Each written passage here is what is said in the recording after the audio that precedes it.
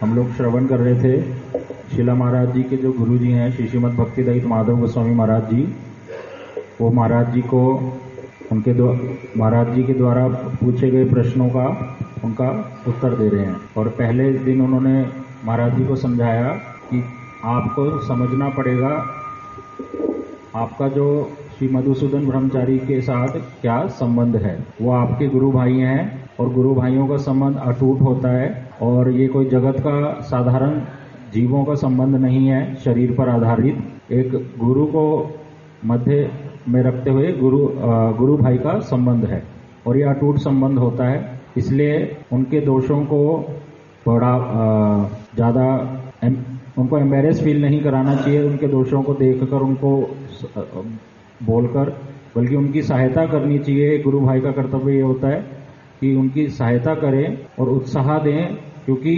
कोई बड़े ही मुश्किल से अपनी सुकृतियों के कारण भगवान के भक्ति करने के लिए आता है और साथ में दुष्कृतियां भी उसकी रहती हैं, लेकिन केवल उसकी दुष्कृतियों को ही देखना यह अच्छी बात नहीं है।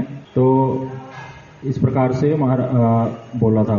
पिछली क्लास में मुख्य हमने ये सुना था कि एक व्यक्ति जैसे अपने विषय में सोचता है कि मेरा मंगल कैसे हो, मुझे कोई असुविधा न हो, उसी प्रकार से दूसरे व्यक्ति के प्रति भावना रहनी चाहिए। और भगवान का एक नाम है सुहृद सर्वभूता नाम। सुहृद शब्द का अर्थ बतलाया था कि एक व्यक्ति जितना अपने लिए मंगल की भावना रखता है, उससे भी अधिक मंगल की भावना दूसरे व्यक्ति के प्रति जो रखता है, उस व्यक्ति को कहते हैं सुहृद। तो भगवान के भक्त भी उनमें ये गुण होता है, वो सुहृद सर्वदेही नाम होते हैं। तो आपकी भावना मधुसूदन ब्रह्मचारी के प्रति इसी प्रकार की होनी चाहिए। भक्त शत्रु के प्रति भी सुहृदी रहते हैं और उसके लिए हमने श्री नामाचार्य हरिदास ठाकुर जी का उदाहरण सुना था। जब उनको 22 बाजारों में बहुत बुरी तरह मारा गया, तो जो मारने वाले थे उनके प्रति श्री नामाचार्य हरिदास ठाकुर की सुहृद भावना ही थी, कोई गलत भावना नहीं थी हृदय में, बल्कि भगवान से प्रार्थना ही कर रहे हैं कि आप इन्हें क्षमा कीजिए, ये जानते नहीं है क्या गलती कर रहे हैं, क्या अपराध कर रहे हैं। फिर ये श्रवण किया था कि कैसे कि जो भगवान के भक्त होते हैं वो केवल भगवान से संबंधित ही बातें करते हैं। भगवद गीता का श्लोक लिया था, मदचित मतगत प्राणा बोधयंती च परस्परम च, कि मेरे विषय में ही वो वार्तालाप करते हैं और दूसरों को समझाते हैं कि कैसे भगवान का भजन करना चाहिए। और जैसे उदाहरण दिया था, दो व्यक्ति अगर आपस में बात कर रहे हैं और एक व्यक्ति देखता है कि भक्त मतलब दूसरे व्यक्ति को देखता है कि उसने बिना भोग लगाए कुछ खा लिया, तो वो उसे समझाते हैं कि भगवान ने भगवत गीता में बोला है यद करोषि यद जोशी यद अश्नासी ददासी यद तपस्सी, मतलब जो भी कुछ करना है वो मुझे ही अर्पण करके ग्रहण करो, नहीं तो तुम्हें पाप लगेगा।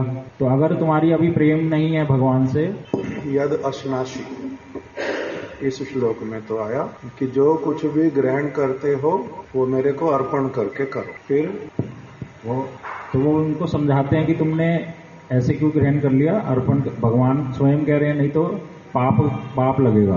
पहले प्रेम पूर्वक ही देना चाहिए। हाँ जी, प्रेम पूर्वक आपने दिया नहीं।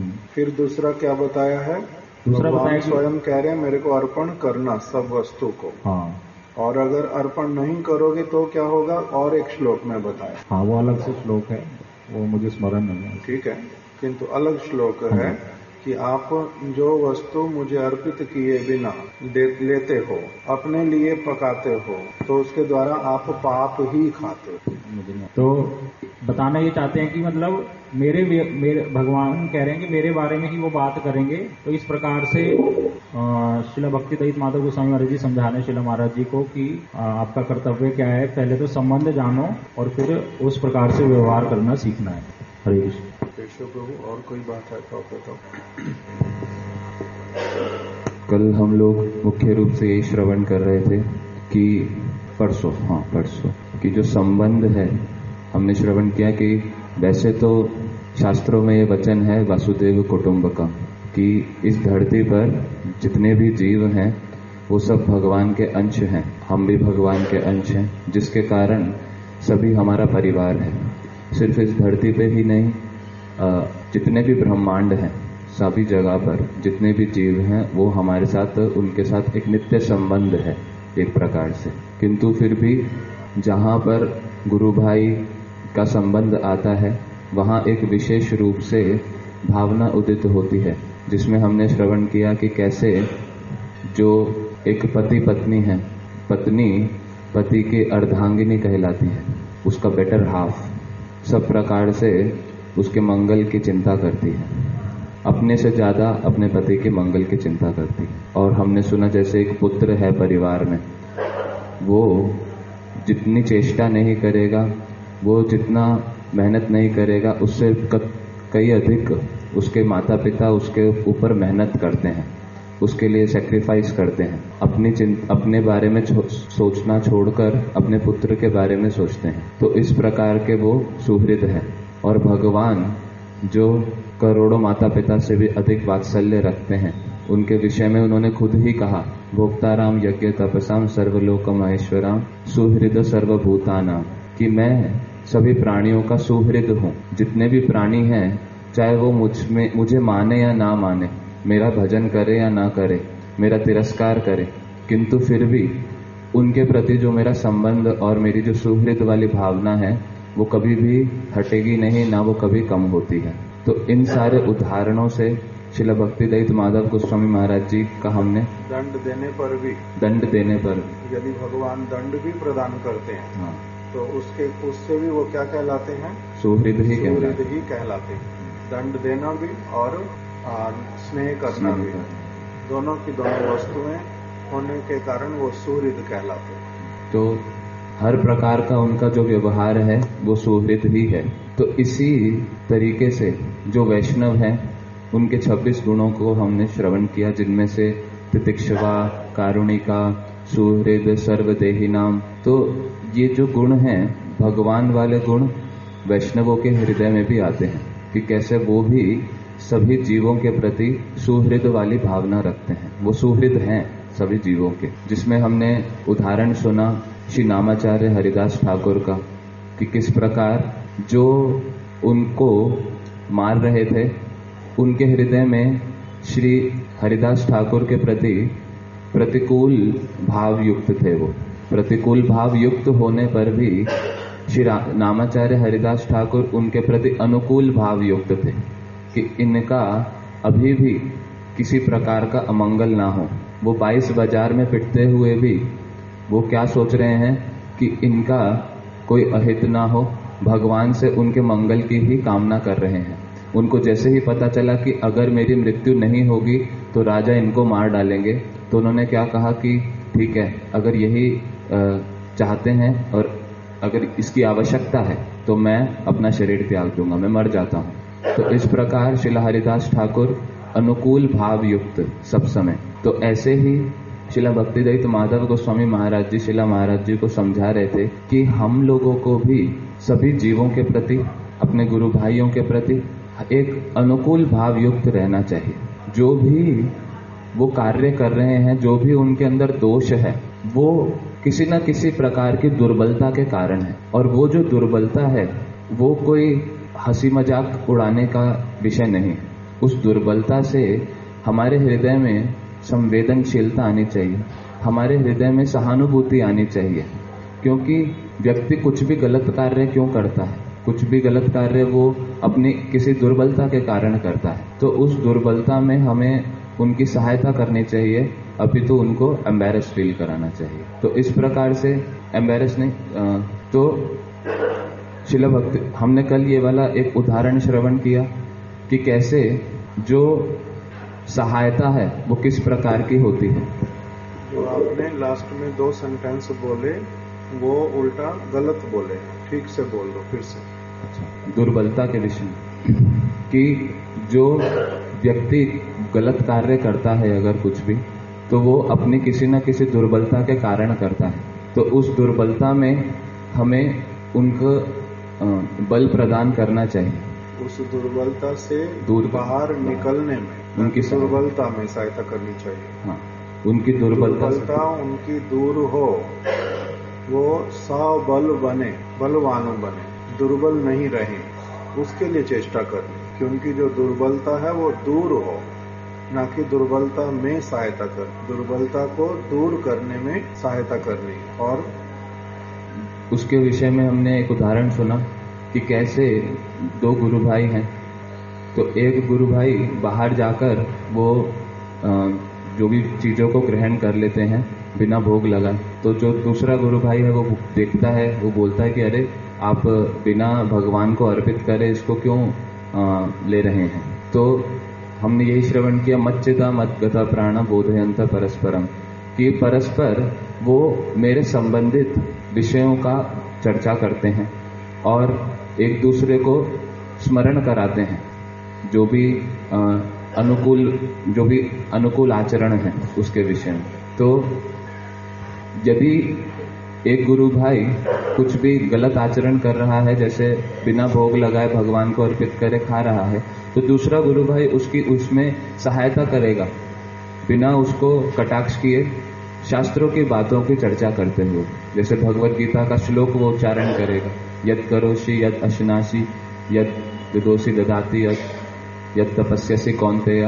तो जो भी सारी वस्तुएं हैं, जो भी हमें कार्य करने हैं, यद अश्नासी, जो भी हम ग्रहण करते हैं खाते हैं, वो सारी चीजें सबसे पहले भगवान को भोग लगानी चाहिए। भुंजते तेत्व अघम पापम, दूसरा एक श्लोक जिसमें बतलाया कि अगर ऐसा नहीं करते हैं, अपनी इंद्रिय तृप्ति के लिए कुछ भी ग्रहण करते हैं, तो वो अघम पाप, वो बहुत ही बड़ा पाप होता है, जिसके कारण व्यक्ति को नरक में जाना पड़ता है। तो ये सारी चीजों को वो परस्पर उसका वार्तालाप करते हैं भगवान के इन उपदेशों का।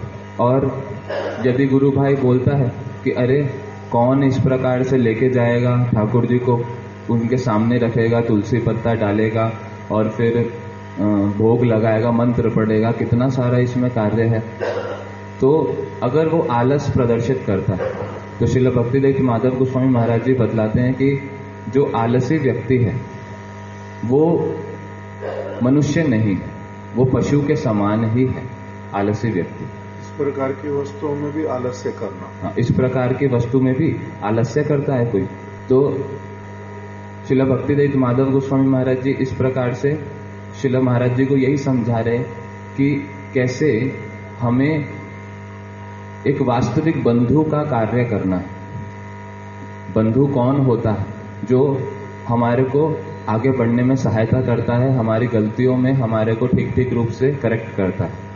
जिसके लिए उदाहरण सुना था कि एक व्यक्ति, उसकी मासी ने उसको अडॉप्ट करा क्योंकि उसके माता पिता गुजर गए थे। तो अब उन्होंने उनको करेक्ट नहीं किया। जब उन्होंने कुछ बचपन में कुछ चोरी करी, रबड़ लेके आए, तो वो बड़ा आराम से सोच रही अच्छा है ये ले आया, मेरे को ज़्यादा अब चिंता नहीं करनी पड़ेगी, कौन 5 रुपए खर्च करता है, इसको रबड़ दिलाता। तो अच्छा ही किया, इसने चोरी कर ली। तो करते करते बहुत बड़ा चोर बन गया, बहुत बड़ा अपराध किए, जुर्म किए। फिर उसको जब फांसी की सजा सुनाई गई तो उससे इच्छा पूछी कि तुम्हारी अंतिम इच्छा क्या है। उन्होंने कहा कि मैं अपनी मासी से मिलना चाहता हूँ, उनसे कुछ बात करना चाहता हूँ। तो उनको पास में लाकर उनको कहा और आप करीब आइए। तो उनके कान को उन्होंने मुंह से एकदम से काट के पूरा निकाल दिया। तो उन्होंने यही निकाल दिया, कान खून निकाल दिया। तो उन्होंने यही कहा कि अगर ये मेरे को पहले दिन ही करेक्ट कर देते तो फिर आज मेरी ऐसी स्थिति नहीं होती। तो इसीलिए वास्तविक बंधु कौन है वो समझना पड़ेगा। सिर्फ संबंध होने से ही वास्तविक बंधु का कार्य नहीं होता। ये बात नहीं समझ आई, फिर से बोलो। कि वो मासी है उनकी, वो मासी होने से ही वो बंधु हो जाएंगे ऐसा आवश्यक नहीं है। वैसे सुहृद वाली भावना होनी चाहिए हृदय में। तो इसका हमारी वाली कथा से संबंध उसमें यही का गुरु भाई के साथ वाला क्या वो हुआ कि हमें भी जो गुरु भाई है, एक संबंध तो दिख ही रहा है कि पिता एक ही है, गुरु एक ही है, जिसके कारण वो भाई वाला संबंध है। किंतु सिर्फ और सिर्फ वो लौकिक ना रह जाए, उसके हृदय, उसके अंदर जो ठीक ठीक भावना है, जो उस संबंध का एसेंस है, उस एसेंस को हमें उस पर ध्यान देना चाहिए।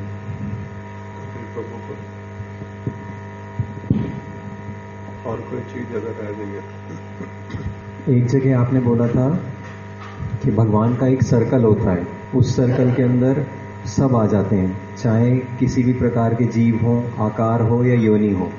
इसीलिए भगवान के लिए अंग्रेजी भाषा में शब्द यूज़ किया जाता है ऑल एम्ब्रेसिंग। तो इसको हमने किसके साथ कनेक्ट करा था? सुहृद सर्वदेही नाम, कि भगवान कैसे हैं कि अगर कोई उनका शत्रु भी है उसके लिए भी उनके लिए प्रेम वाली, प्रीति वाली भावना है। वो सबको ही आलिंगन या और एम्ब्रेस करते हैं। भगवान के प्रति शत्रुता वाली भावना रखता है, शत्रु नहीं है। भगवान के प्रति अगर शत्रुता वाली भावना रखता है फिर भी भगवान उसको एम्ब्रेस ही करते हैं। और जैसे केशव प्रभु ने पहले मस्जिद तुष्यंती रमंती चा वाला बोला, फिर उसको कनेक्ट करा था हमने यत करोशी वाले से।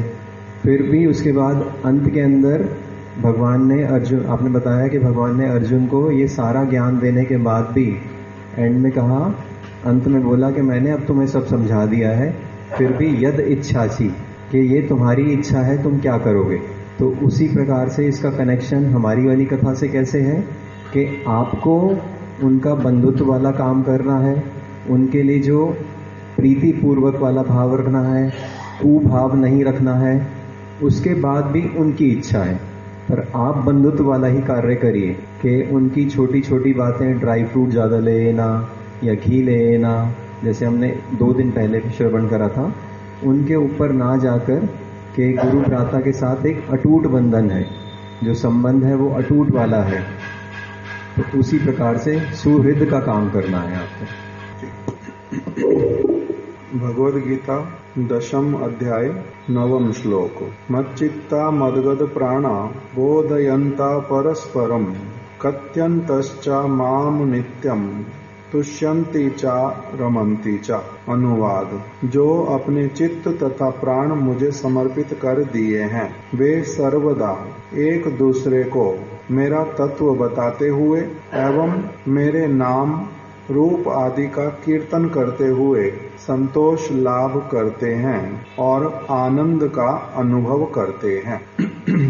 किसको आनंद होता है? भगवान के विषय में सुनने में अथवा बोलने में। कौन संतुष्ट होता है, किसको आनंद होता है? उसके लिए कह रहे हैं जो अपने चित्त तथा प्राण मुझे समर्पित कर दिए हैं। जो व्यक्ति मेरे को, अर्थात श्री कृष्ण स्वयं बोल रहे हैं अपने लिए, जो व्यक्ति मेरे को, जो व्यक्ति अपने चित्त तथा प्राण को जिसने मुझे समर्पित कर दिया है कि मेरा जो है शरीर, मेरी इंद्रियां, मेरी आत्मा, मेरा सारा कुछ ये भगवान का है, भगवान के लिए है, भगवान ने ही दिया है सारा कुछ, तो इसलिए भगवान का है। क्या सारा वस्तु? मेरा, मैं और मेरा कह करके जो सारा कुछ है वो वास्तविक रूप में भगवान का है। और ये सत्य बात, ये केवल मानने वाला नहीं है कि चलो आपको ऐसा मानना है, मानने वाली बात नहीं है, वास्तविकता है, फैक्ट है,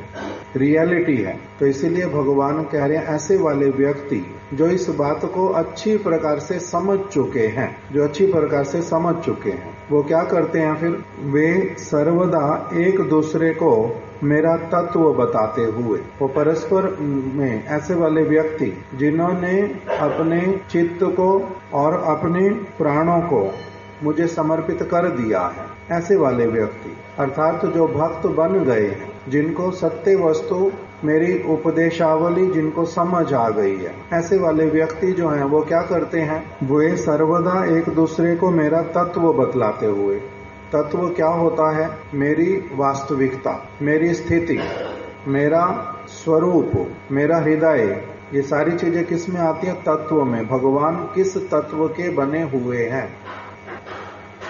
इसलिए जो व्यक्ति अपने चित्त को, अपने प्राणों को जो मुझे समर्पित कर देता है, वो फिर क्या करता है? अन्य ऐसे वाले व्यक्तियों को देखने से, मिलने पर परस्पर में क्या करते हैं? वो मेरे विषय में, मेरे तत्व को और मेरे नाम रूप आदि का कीर्तन करते हुए ये लोग संतोष प्राप्त करते हैं और आनंद का अनुभव करते हैं। इनको संतुष्टि होती है, उल्टा मेरे विषय में बातचीत सुन करके, कह करके आनंद का अनुभव करते हैं। ऐसे अनन्य भक्त ही मेरी कृपा से बुद्धि योग प्राप्त करते हैं एवं दुर्बोध होने पर भी पूर्वोक्त लक्षण युक्त तत्व ज्ञान प्राप्त करते हैं। ऐसे भक्तों को कहा जाता है अनन्य भक्त। अनन्य भक्त का अर्थ क्या होता है? अनन्य भक्त। अनन्य शब्द का अर्थ क्या होता है? हमने पहले भी सुना था एक श्लोक में, अनन्य चिंतयन्तो माम वाले श्लोक में। अनन्य शब्द का अर्थ क्या हुआ है? अन्य कामना रहित। अनन्य भक्त, अन्य कामना रहित। जैसे भगवान कृष्ण का भक्त है अगर कोई, तो भगवान कृष्ण की प्रसन्नता के अतिरिक्त वो और कुछ नहीं करता। अगर भगवान राम का भक्त है तो भगवान राम की सेवा प्रसन्नता के अतिरिक्त और कोई कामना नहीं करता। भगवान नरसिंह का भक्त है अगर कोई, तो वो भगवान नरसिंह की प्रसन्नता के अतिरिक्त और कोई कामना नहीं करता। हम लोग किसके भक्त हैं? हम लोग किसके भक्त हैं? बोलो जोर से। राधा कृष्ण के।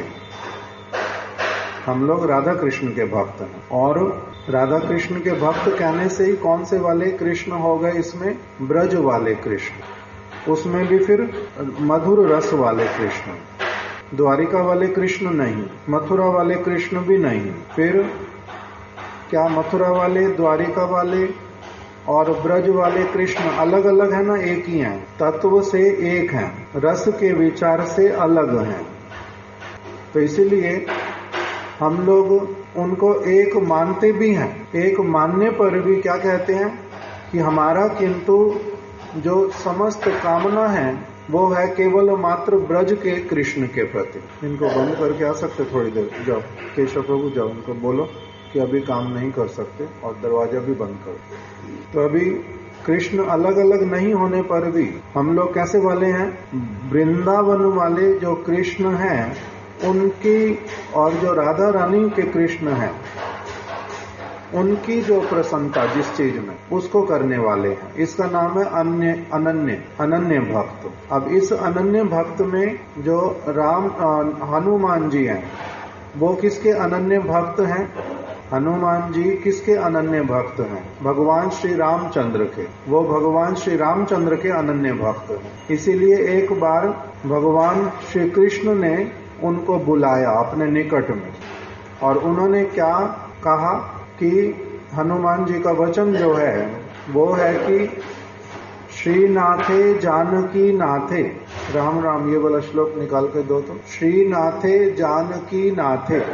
मैं अच्छी तरह से जानता हूं, हनुमान जी कह रहे हैं कि जो रुक्मिणी के नाथ हैं, जो रुक्मिणी के नाथ हैं श्रीनाथे, जो रुक्मिणी के नाथ हैं जानकी नाथे, और सीता जी जानकी के जो नाथ हैं राम जी, अभेदे परमात्मनि, ये दोनों एक दूसरे से अलग नहीं है, एक ही हैं। अभेदे, इनमें भेद नहीं है, अभेद है, दोनों एक ही हैं, अलग अलग थोड़ा ना है। परमात्मनि, ये परमात्मा है, भगवान है, ये मैं जानता हूं। कौन कौन? श्रीनाथे मतलब रुक्मिणी के नाथ, और जानकी नाथे सीता जी के नाथ, ये दोनों एक ही हैं, मैं जानता हूं। अभेदे परमात्मनि तथापि मम सर्वस्वम, ऐसा होने पर भी इन दोनों में से मेरे जो सर्वस्व हैं, सर्वस्व का मतलब मेरे प्राण, मेरा सब कुछ, वो कौन है? तथापि मम सर्वस्वम रामा कमल लोचना, कमल नेत्र जिनके हैं राम भगवान के, वही राम ही मेरे सर्वस्व हैं, कृष्ण नहीं। यद्यपि जानता हूं दोनों कौन है? एक ही हैं, दोनों एक ही हैं, तत्व से दोनों एक हैं, किंतु ऐसा होने पर भी मेरे तथापि मम सर्वस्वम, मेरे सब कुछ जो हैं, मेरे प्राण जो हैं वो कौन है? राम हैं, कमल लोचन राम। तो इसको क्या कहते हैं? अनन्य भाव। राम और कृष्ण एक हैं। जैसे हमारे महाराज जी हम लोगों को उदाहरण सुनाते थे कि, बोल के नहीं आए थे, क्या कहते हैं? आपके पिताजी गए हैं? आप बैठो, पिताजी गए। तो इसीलिए हमारे महाराज जी जो उदाहरण देते थे वो बताते थे कि रूप ये गुरुदेव का उदाहरण, महाराज जी वाला भी बताता हूँ, पहले महाराज जी का बता देता हूँ फिर गुरुदेव वाला बताऊँ। महाराज जी बोलते हैं कि प्रधानमंत्री वो जब संसद में बैठा है तो उस समय और जब वो केवल अपने पार्टी के कार्यकर्ताओं के साथ बैठा है उस समय, और जब वो अपने माता पिता के साथ बैठा है उस समय, वो एक ही व्यक्ति है या अलग अलग है? व्यक्ति एक ही है ना अलग अलग है? एक ही व्यक्ति है। किंतु उसकी माताजी जो हैं वो क्या कहती हैं? ये मेरा पुत्र है। और जो संसद में सारे लोग हैं वो क्या कहते हैं? ये हम सबके प्रधानमंत्री हैं। और जो अपनी पार्टी वाले हैं वो क्या कहते हैं? कि ये हमारे लीडर हैं। अलग अलग हुआ ना, भावना अलग अलग आ गई। व्यक्ति भले ही कौन है? एक ही है। वो वस्त्र पहनना हो, उनका वार्तालाप करना हो, व्यवहार करना हो, सभी तीनों स्थानों पर अलग अलग है। कहीं पर कुछ छिपा लेते हैं, कहीं पर कुछ बताते हैं, कहीं पर अलग मूड में रहते हैं, किसी जगह अलग मूड में रहते हैं, सब कुछ अलग अलग है एक ही व्यक्ति होने पर भी। इसी प्रकार से कृष्ण के, ब्रजेंद्र नंदन कृष्ण, मथुराधीश कृष्ण, द्वारिकाधीश कृष्ण, सब एक होने पर भी उनके वहां पर भाव में अंतर है, वेशभूषा में अंतर है। इसीलिए जो राधा रानी है वो क्या कहती हैं उनको? कि मेरे को आपका कुरुक्षेत्र में, द्वारिका में, मथुरा में जो वेश है ये अच्छा नहीं लगता। वहां पर जो भावना है कि मैं राजा हूं, मेरे बड़े सारे शत्रु हैं, इनके साथ में युद्ध करना है, ये सब मेरे को नहीं भाता। मेरे को तो आप वृंदावन में जमुना जी के तट पर अत्यधिक आनंद पूर्वक जिस प्रकार से आपका सारा कुछ है वही सारा कुछ ही मन को भाता है। तो इसलिए राधा रानी जो है अनन्य भक्त हैं कृष्ण की, किंतु कौन से वाले कृष्ण की? वृंदावन के कृष्ण की अनन्य भक्त हैं। तो इसी को बोल रहे हैं कि जो अनन्य भक्त है। अब राम जी, हनुमान जी के लिए राम जी जो है वही क्या है? उनके प्रति उनकी अनन्य भक्ति है। राधा रानी की किसके प्रति अनन्य भक्ति है? वृंदावन वाले कृष्ण के प्रति, नंद नंदन यशोदा नंदन, उनके प्रति भक्ति है, इसलिए वो उनके अनन्य भक्त हैं। और गुरुदेव क्या उदाहरण देते थे कि शिला रूप गोस्वामी जी, रूप गोस्वामी जो हैं वो मधुर रस के भक्त हैं, वो मधुर रस के भक्त हैं रूप गोस्वामी। किंतु उन्होंने कथा लिख दी सारी, शांत रस के भक्तों की भी कथा लिख दी, दास्य रस के भक्तों की, सख्य रस के भक्तों की, वात्सल्य रस के भक्तों की और मधुर रस के भक्तों की। 5 प्रकार के रस हैं मुख्य। सब प्रकार के भक्तों की उन्होंने बातें बतलाई। और भगवान भी उस समय कैसे कैसे आनंदित होते हैं सखाओं के साथ में, माता पिता के साथ में और अपने सेवकों के साथ में, सारा कुछ बतलाया। सारा कुछ बताने पर भी उनका अपना कौन सा भावना है? उन्होंने ये तो बताया रूप गोस्वामी जी ने कि कृष्ण को वात्सल्य रस में कैसा आनंद आता है, सख्य रस में कैसे आनंद आता है, कृष्ण को भी, कृष्ण के भक्तों को भी।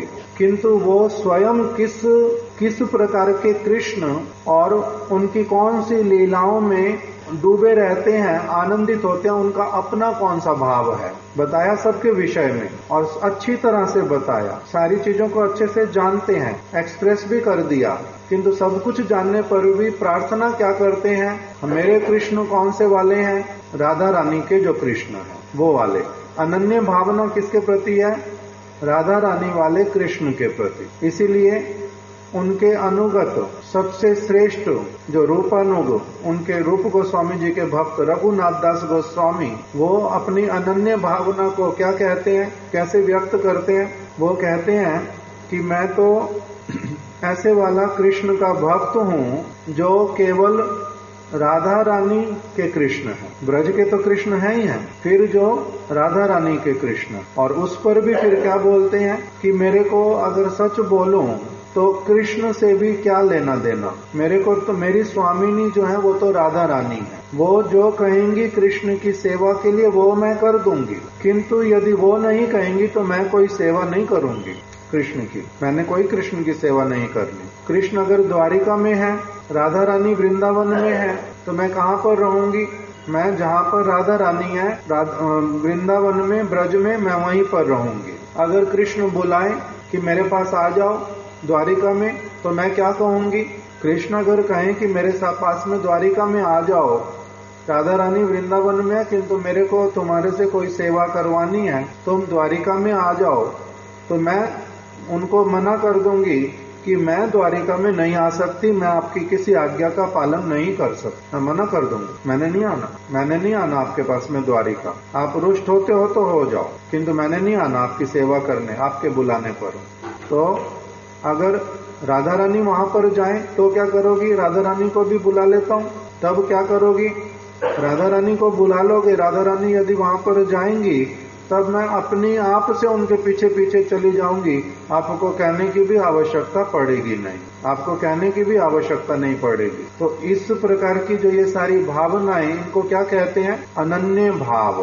तो श्री कृष्ण कह रहे हैं कि ऐसे अनन्य भक्त जो मेरे अनन्य भक्त बनते हैं, ऐसे अनन्य भक्त जो हैं, मेरी कृपा से इनको बुद्धि योग की प्राप्ति होती है। मैं इनको क्या करता हूं? स्वयं ही ऐसी वाली भावना देता हूं, स्वयं ही ऐसी वाली इनको बुद्धि देता हूं कि इसी तरह से वो मेरे अनन्य भक्त बन करके मेरी सेवा करें। ऐसे वाले भक्त ही क्या करते हैं? इनका क्या सौभाग्य उदित होता है? जो अनन्य होते हैं। अनन्य का मतलब अब हो गया कि श्री कृष्ण के मधुर रस में जो सर्वश्रेष्ठ सेवा करने वाले वो कौन है? श्रीमती राधिका और गोपियां, राधा रानी की दासियां, ये सारे मधुर रस के। अभी इनमें से किसी एक को भक्त जो है वो क्या करता है? इनमें से किसी एक का ठीक ठीक रूप में चरण आश्रय करके उनको अपना सर्वश्रेष्ठ आदर्श आइडियल रख करके व्यक्ति अपने जीवन को सारा आकार देता है, उसी में अपने आप को ढालता है, तब फिर वो क्या कहलाता है? श्री कृष्ण का अनन्य भक्त। हम लोग जो है किसको? श्री कृष्ण के किसी एक परिकर को, अब हम मधुर रस में राधा कृष्ण की आराधना करते हैं, उसमें मधुर रस के जो विषय विग्रह हैं वो कौन है? मधुर रस के विषय विग्रह हैं श्री कृष्ण, एक ही, और कोई पुरुष नहीं है। और उसमें जो आश्रय है वो कौन है? समस्त गोपियां। और उनमें सर्वश्रेष्ठ कौन है? श्रीमती राधा रानी, सर्वश्रेष्ठ श्रीमती राधिका। अभी फिर कोई व्यक्ति राधा रानी बन सकता है या नहीं बन सकता? कोई भी व्यक्ति राधा रानी नहीं बन सकता। ललिता सखी, विशाखा सखी इत्यादि जो राधा रानी की सखियां हैं वो भी हम लोग कभी बन सकते या नहीं बन सकते? कभी भी नहीं बन सकते। राधा रानी की दासियां हैं जो रूप मंजरी, रति मंजरी इत्यादि, हम लोग वो भी बन सकते या नहीं बन सकते। तो फिर हम लोग क्या बन सकते हैं? हम लोग राधा रानी की सखी बन सकते हैं, हम लोग राधा रानी की दासी बन सकते हैं। किंतु जितनी सारी सखियां हैं उनके साथ में हम भी जाकर के हमें भी सौभाग्य मिलेगा जो एक सखी के रूप में हमारा भी वहां पर प्रवेश हो सकता है, एक दासी के रूप में वहां पर प्रवेश हो सकता है। किंतु जो पहले से हैं उनमें से हम कोई भी नहीं बन सकते, क्योंकि हमारा अपना अलग से अस्तित्व है, भगवान ने हमारे को बनाया है, हमारा अपना अस्तित्व, इसलिए वहां पर भी हमारा अपना अलग से अस्तित्व रहेगा। तो इसीलिए मधुर रस के अंतर्गत जो विषय विग्रह वो तो हुए श्री कृष्ण, और आश्रय विग्रह कौन है? सारी गोपियां। उन सब में से प्रधान जो है वो कौन है? श्रीमती राधा रानी। अब फिर उनकी जो दासियां हैं राधा रानी की, उनमें से किसी एक भावना को, किसी एक दासी की विशेष भावना को, जैसे ललिता सखी की एक प्रकार की भावनाएं हैं और विशाखा सखी की अलग प्रकार की भावनाएं हैं। ललिता सखी का जो भावना है उसका नाम होता है वाम्य भाव, और जो विशाखा सखी का भावना है उसको कहते हैं दाक्षिण्य भाव। ये क्या होता है? जो ललिता सखी हैं उनका जो भावना है वो है प्रखर। प्रखर का मतलब बहुत ऊंचा बोलने वाली और बहुत अधिक शासन करने वाली, सारे कार्यों को डंडे के जोर पर कराने वाले, इस प्रकार का जिनका स्वभाव होता है, शास्त्रीय भाषा में उसको कहते हैं प्रखरा, अथवा कहते हैं इनका जो स्वभाव है वो कैसा है? वाम्य, ये शास्त्रीय भाषा।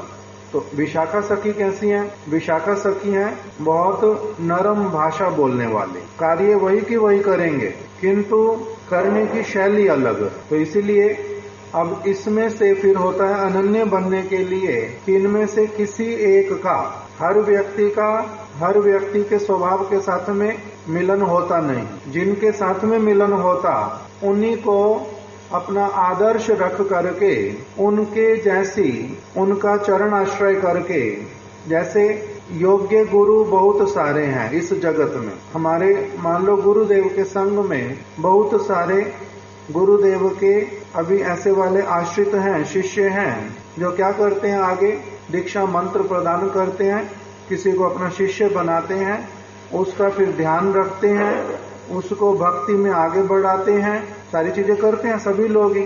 अभी मैं नया व्यक्ति आया, मैंने अभी गुरु धारण नहीं किया, किंतु कथा सुन रहा हूँ, कीर्तन सुन रहा हूँ, भक्ति में आगे बढ़ना चाहता हूँ, किसी गुरु का चरण आश्रय करूंगा।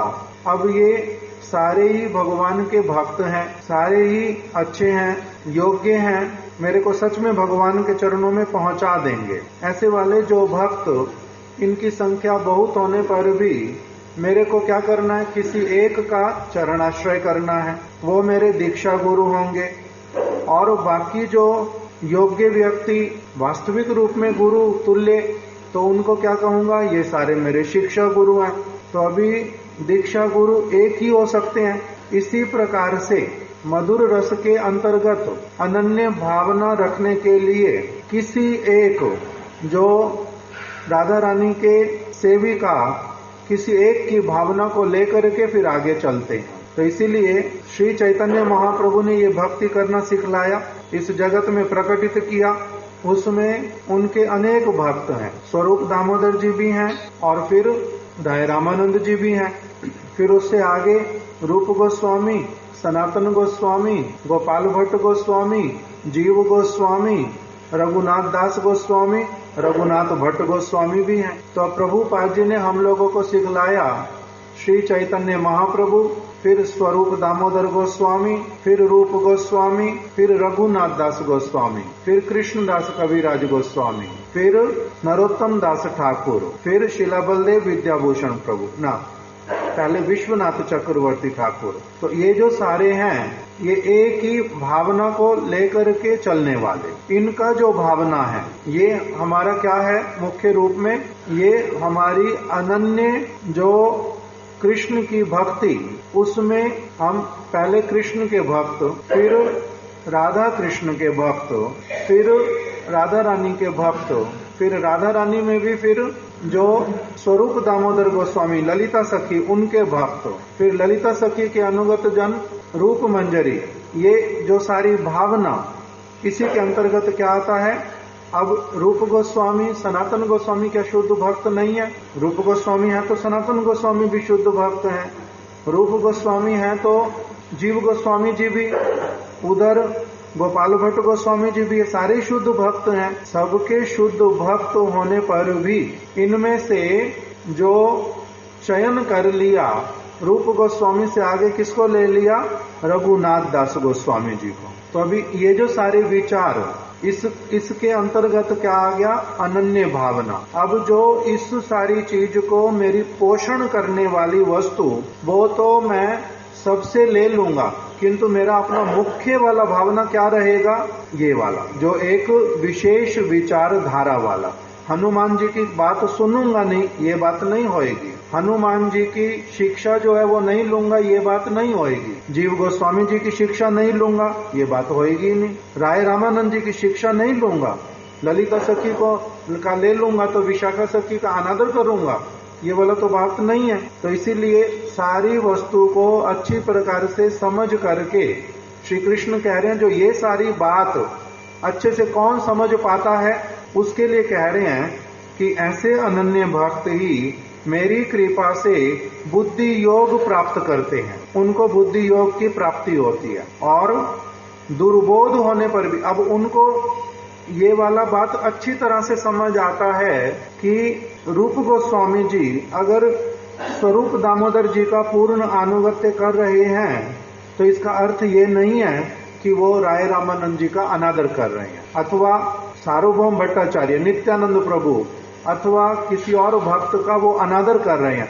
वैसे वाला बिल्कुल भी नहीं है। रघुनाथ दास गोस्वामी यदि पूर्ण रूप में रूप गोस्वामी जी का अनुगत्य कर रहे हैं तो वो सनातन गोस्वामी का अनादर कर रहे हैं, वो राय रामानंद जी की बात नहीं मानना चाहते, ऐसा वाला कुछ भी नहीं है। ये जो अपराकृत अद्भुत जो वैष्णवों के संबंध, उसी के अंतर्गत फिर अपना भावना, उसी के साथ किसी एक जो बहुत विशेष सजातीय स्निग्ध वैष्णवगण, उनका जो पूर्ण अनुगत्य, अन्यों का अनुगत्य, उसी अनुगत्य को अक्षुण्ण रखते हुए पूर्ण रूप में जो किया जाता है, ये सारी बात अच्छी तरह से कौन समझ पाता, जीवन में कौन पालन कर पाता है, उसी के लिए कृष्ण स्वयं अपने मुख से भगवद गीता में यही बात बोल रहे हैं कि मेरा अनन्य भक्त, उसका किस प्रकार से सबके प्रति आदर का भावना, सबके साथ में संबंध का भावना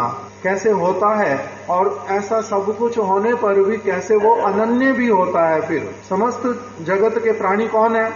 वसुधैव कुटुंबकम। फिर वसुधैव कुटुंबकम होने पर भी फिर अभी मेरे को जो प्राणपति ईश्वर हैं, उनके किस स्वरूप के प्रति मेरा विशेष भावना है, उस स्वरूप में भी फिर उनके कितने प्रकार के भक्त, और मेरे को किस प्रकार की उनकी आराधना करनी है, कैसे भगवान राम, कृष्ण, नरसिंह इत्यादि ये अभिन्न भी हैं, अभेद भी हैं, और फिर कैसे किसी एक स्वरूप के प्रति मेरा विशेष सेवा का भावना है, किस तरफ मैं बढ़ना चाहता हूं, कैसे इसको मैंने पुष्ट करना, किस प्रकार के भक्तों का संग करना, वसुधैव कुटुंबकम होने पर भी किस प्रकार से मैंने शरणागत व्यक्तियों के संग में रहना, जो अशरणागत उनके प्रति सहानुभूति और संवेदना होने पर भी कितना उनके साथ में संपर्क रखना, ये सारी की सारी बात को श्री कृष्ण कह रहे हैं एक साथ में कि किस प्रकार से ये सबको अच्छी तरह से वो धारण कर पाते हैं। कह रहे मेरी कृपा से मैं ही उनको क्या करता हूँ, बुद्धि योग प्रदान करता हूँ। कौन सा श्लोक है ये भगवद गीता का? एक व्यक्ति बोलो, अहम सर्वस्व प्रभुवो मत्ता सर्वम प्रवर्तते। नहीं, ये वाला नहीं। कौन से वाला श्लोक है ये? नहीं, बोलो। अब बोले नहीं, मैं तो 3 बार बोल दिया कि नहीं। तेषाम सतत युक्ता नाम भजताम प्रीति पूर्वकम ददामी बुद्धि योगम तम येन माम उपयंति ते।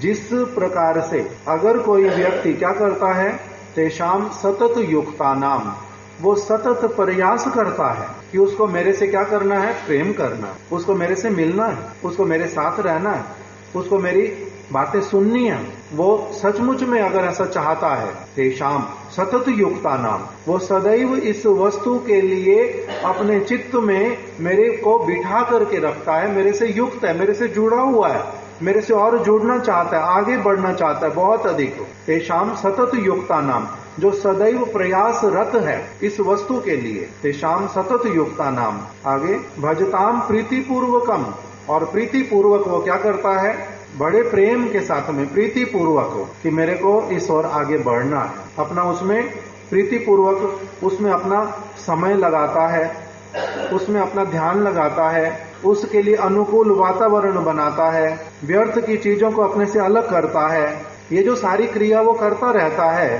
तेषाम सतत युक्ता नाम भजताम प्रीति पूर्वकम, मैं ऐसे व्यक्ति को फिर क्या करता हूँ, बहुत अधिक सहायता करने के लिए आगे बढ़ जाता हूँ। ऐसे जैसे माता पिता जब देखते हैं उसका बच्चा किसी काम को बड़ी अच्छी तरह से करना चाहता है, तो वो उसके पास आके कहते हैं, देखो तुम थोड़ा सा इसमें और ऐसी वाली चीज अपनी मिला दो, तो ये वाला काम ऐसे कर लो, तो तब तुम्हारा क्या होगा, तुम देखना अच्छी तरह से तुम्हारा सारा काम बन जाएगा। तो जब इस प्रकार से मैं अपने किसी भक्त को देखता हूँ, तेषाम सतत युक्ता नाम भजताम प्रीति पूर्वकम ददामी बुद्धि योगम तम, मैं तब स्वयं ही उसको बुद्धि प्रदान करता हूँ, उसके पास पहुंच जाता हूँ, उसको मैं बताता हूँ कि ये वाली चीज अगर सच में तुम्हारे को करनी, किस प्रकार से इसके और आगे बढ़ना है। ददामी बुद्धि योगम तम येन माम उपयंति ते, जिससे कि वो मेरे को सचमुच में वैसे ही प्राप्त कर ले जैसे वो कामना कर रहा है। उसके लिए योग्य बनने के लिए उसको बुद्धि मैं ही देता हूँ, स्वयं बोल रहे। तो इस प्रकार से अनन्य भक्त जब एक व्यक्ति बनने की कामना करता है तो भगवान कह रहे हैं उसको बुद्धि योग कौन देता है? मैं स्वयं देता हूँ। अनन्य भक्त ही मेरी कृपा से बुद्धि योग प्राप्त करते हैं एवं दुर्बोध होने पर भी, यद्यपि ये दुर्बोध है, दुर्बोध मतलब बड़े सौभाग्य से बड़े ऊंचे स्तर पर पहुंचने पर, बहुत सारी अच्छी क्रियाएं करने पर, बहुत जन्मों तक पता नहीं क्या क्या करने पर, तब किसी की मति इस प्रकार की होती है कि मेरे को जो कृष्ण चाहिए वो राधा रानी वाले कृष्ण, वृंदावन वाले कृष्ण, उन कृष्ण की मेरे को सेवा करनी है। ये जो हृदय के अंदर में भावना भी जागृत होती है, पता नहीं क्या क्या क्या क्या करते करते करते करते अनेक जन्म जब किसी के व्यतीत हो जाते हैं, तब इस स्थिति पर आकर के व्यक्ति खड़ा होता है और उसका आविष्टता जो है इसी तरफ लगता है और किसी तरफ चित्त उसका जाता नहीं। जैसे एक श्लोक बताया कि भगवान का नाम करने की वास्तविक रूप में किसके हृदय में प्रबल कामना होएगी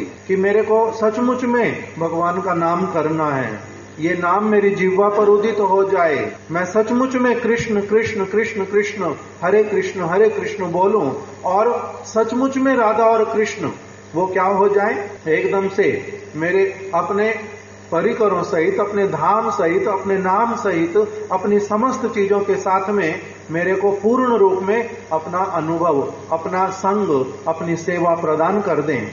जिसकी ये कामना होए, किसकी कामना होती है कह रहे हैं, ये वाली झूठी मूठी नहीं, सचमुच की, सब समय की, इसी चीज के लिए वो व्यक्ति जो है कामना करता है, प्रार्थना करता है, पीड़ित रहता है, चेष्टा करता है, सारा कुछ इसी के लिए करता रहता है। कौन कर पाता है ऐसा? जैसे हरिदास ठाकुर को जब लक्ष्य हीरा ने देखा 3 दिन हरि नाम करते हुए कि किसी और तरफ इनका मन जाता नहीं, कुछ और ये करते नहीं, जोर जोर से इसी प्रकार से ये बोलते रहते और कितना प्रेम से बोलते हैं, कितना ध्यान से बोलते हैं, भटकते नहीं है। ऐसे भी व्यक्ति होते हैं, वो किसी चीज की तरफ सुध-बुध नहीं रहती उनकी कि उनको कुछ धन चाहिए, कोई संपत्ति चाहिए, उनको स्त्री चाहिए, स्त्री अपनी आप आई है, युवती है, प्रेम पूर्वक बात कर रही है, उनके साथ मिलना चाहती है, तब भी ये नहीं चाहते। ऐसे व्यक्ति भी होते हैं क्या? और इतना प्रेम से कौन पुकारता है भगवान को, कौन पुकारता है भगवान को इतना प्रेम के साथ में? देख करके आश्चर्यचकित हुई बहुत अधिक। तो कह रहे हैं ऐसे व्यक्ति कौन बनता है जिसके मन में सब समय ये भावना आए कि मेरे को भगवान का नाम करना है ऐसे प्रेम पूर्वक। उसके लिए बताया कि जिस व्यक्ति ने हजार जन्म, कौन सा श्लोक है, जिसने हजार जन्म पहले अर्चन किया हुआ भगवान का बड़ी अच्छी तरह से, हर रोज क्या करता है, भगवान को प्रणाम करता है, भगवान को स्नान कराता है, भगवान का तिलक करता है, भगवान को वस्त्र देता है, भगवान को तुलसी देता है, भगवान की परिक्रमा करता है, जो अच्छी तरह से उनको भोग लगाता है हजार जन्मों तक, इस प्रकार से जो करता रहता है, तब उसके मन में क्या भावना आती है कि अब ये सारे इतने बार, इतने जन्मों तक इतना अच्छा करते करते भगवान जब बड़े प्रसन्न हो जाते हैं उसके प्रति, तब उसके मन में क्या भावना लाते हैं कि अब तुम क्या करो, मेरे नाम को करना प्रारंभ करो, तब मैं तुम्हारे को आगे का और मार्ग दिखलाऊंगा। ये वाला श्लोक बोला भगवान ने, बताओ कौन मिला इस प्रकार का। तो इसलिए आप फिर किसके हृदय में वही नाम करते करते किसके हृदय में ये कामना आती है कि मेरे को ये जो हरे कृष्ण बोल रहा हूं, मेरे को वो वाले कृष्ण जो राधा रानी का नाम जप करते हैं, वो वाले कृष्ण जो राधा कुंड पर रहते हैं, वो वाले कृष्ण जो राधा रानी को प्रसन्न करने के लिए उनकी सब प्रकार की सेवाएं करते हैं, उनके चरणों को दबाते हैं, उनके एकदम दास बन करके जो रहते हैं, मेरे को वो वाले कृष्ण का सेवा करना किसके हृदय में आता है। तो उसके लिए भगवान कह रहे हैं कि जो ये अनन्य भक्त तत्रो उपाय ये श्रीमद् भागवत का नहीं, ये वाला श्लोक अलग है। यदीश्वरे भक्ति यथा यही रंजसारथी of the different processes recommended for disentanglement from material life, the one personally explained and accepted by the Supreme Personality of Godhead should be considered all perfect. That process is the performance of ये वाला ना सहस्त्र आने से केवल होता है। वो श्लोक गौड़िया कंठाहार में बड़ी आसानी से मिलेगा, यहाँ पर नाम तत्व का वर्णन है। उसको निकालो उसमें 2 आगे छोड़ो, पहले से देखना पड़ेगा ना। धर्म मूलम तपंतु तापई, यहाँ से करना पड़ेगा ना। कहाँ छोड़ो, एकावान निखिल सुखी मौल नाम चिंता मन एकमेव अहम अहास्या हे विष्णु वेदे रामायणे सेवा कलेर दोष निदे राज कृते यध्यायते विष्णु ध्यायन कृते याज कली कली अहम येवल ज्ञानमस आकृष्ट ये जो कृष्ण सत्यमेव ब्रह्म स्मरण विष्णु जयते जयते येवल येन जन्म शतई पूर्वम वासुदेवा सम अर्चिता तन्मुखे हरिनामानि सदा तिष्ठन्ति भारता। हे भरत वंश श्रेष्ठ, जिन्होंने शत वर्ष मतलब सैकड़ों तो नहीं, शत मतलब 100 होता है, शत वर्ष, जिन्होंने कितने 100 जन्म, जिन्होंने क्या किया है, जिन्होंने शत येन जन्म शतई पूर्वम, पूर्व शत वर्ष पूर्व जन्मों में उचित रूप से वासुदेवा सम अर्चिता, सम्यक रूप से पूर्ण रूप में बड़ी अच्छी तरह से निर्भूल स्वच्छ होकर के, निर्मल होकर, पवित्र होकर के, सारे विधि विधानों का पालन करके जिसने क्या किया है, भगवान हरि के लिए मंदिर बनाया, उनका सेवा किया, परिक्रमाएं की, स्नान कराया, बहुत कुछ ऐसी वाली क्रियाएं जिसने क्या किया, 100 जन्मों तक की हैं। उनके मुख से श्री हरि नाम का हरि का नाम नित्य काल विराजमान रहता है। उनके मुख में ये भगवान का नाम सब समय विराजमान रहता है, नहीं तो रह नहीं सकता। अगर किसी के जीवा पर सब समय भगवान का नाम रहता है तो इसका अर्थ क्या हुआ, ये पहले से क्या करके आया हुआ है, 100 जन्मों तक इसने अच्छी तरह से भगवान हरि का अर्चन कर लिया है, तभी इसका भी क्या हो गया है, भगवान का नाम इसके मुख के ऊपर सब समय विराजमान रहता है। इस प्रकार का ये बताया। उसी प्रकार से जो श्री कृष्ण का, इसलिए भगवान और एक भगवद गीता के श्लोक में क्या बोल रहे हैं, बहुनाम जन्म नाम अंते ज्ञानवान माम प्रपद्यते वासुदेवम सर्वमिदम सा महात्मा सुदुर्लभा। भगवान वासुदेव ही मेरे सब कुछ हैं, ये किसके मन में आता है, मेरे मन में क्या आता है, मेरी माता, मेरे पिताजी, मेरे भाई, मेरे बंधु, मेरी इच्छाओं को पूर्ण करने वाले, मेरा संपत्ति, मेरा धन, मेरा अपना शरीर, ये सारा कुछ मेरा है, किंतु वासुदेव मेरे हैं, ये वाला किसके मन में आता है कि मैं बाकी सब लोगों का नाम काटता जाता हूँ। जैसे कभी कभी हमारे महाराज जी एक बार मेरे को बोल रहे थे कि देखो, एक जो व्यक्ति जीवन में बड़े ही तुम्हारे, जो व्यक्ति तुम्हारे जीवन में बहुत अधिक महत्व रखते हैं, उन लोगों की लिस्ट बनाओ। जो लोग तुम्हारे जीवन में बहुत अधिक महत्व रखते हैं, जिनके बिना तुम्हारा क्या होगा, जीवन धारण करना कठिन होगा, उनकी लिस्ट बनाओ। जिन लोगों जो तुम्हारे लिए बहुत महत्वपूर्ण हैं और जिनके बिना क्या होगा, तुम्हारा बहुत हानि होगा, जिनके नहीं होने से, उसका लिस्ट बनाओ।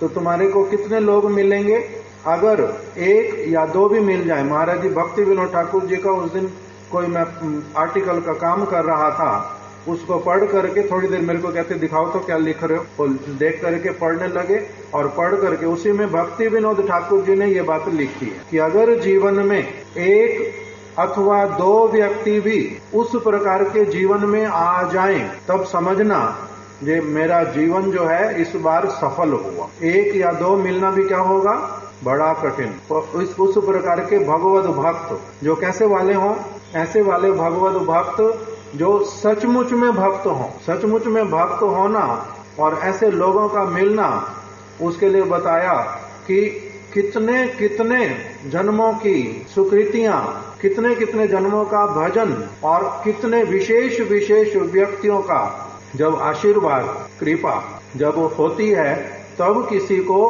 कोई भगवान का वास्तविक परम भक्त, जिसका जगत की किसी वस्तु के प्रति लोभ आकर्षण संबंध नहीं होता, तभी उसके जीवन में आता है, नहीं तो नहीं आता, नहीं तो नहीं मिलता। इसलिए भगवान भगवद गीता में कह रहे हैं कि बहुनाम जन्म नाम अंते, बहुत जन्मों के बाद में ज्ञानवान माम प्रपद्यन्ते, जिनको मैं क्या करता हूँ, कृपा करके शुद्ध ज्ञान जिनके हृदय में प्रदान कर देता हूँ, वही व्यक्ति फिर क्या करता है, मेरे को समर्पित होकर के ज्ञानवान माम प्रपदन वासुदेवम सर्वमिदम, वही कहता है कि ये वासुदेवी जो है मेरे क्या है, सब कुछ।